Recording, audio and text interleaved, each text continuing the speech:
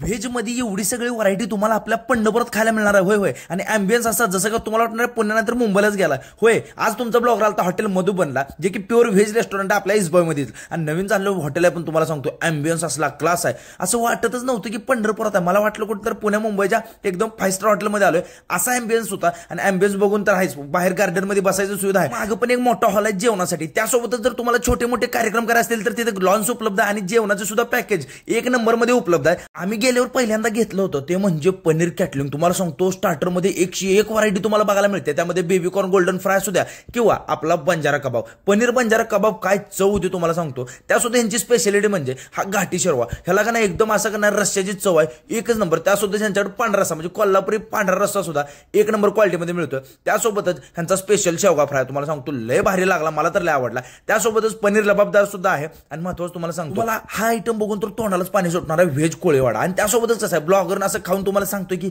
एवढं सगळं चांगलं मिळतं पंढरपुरात.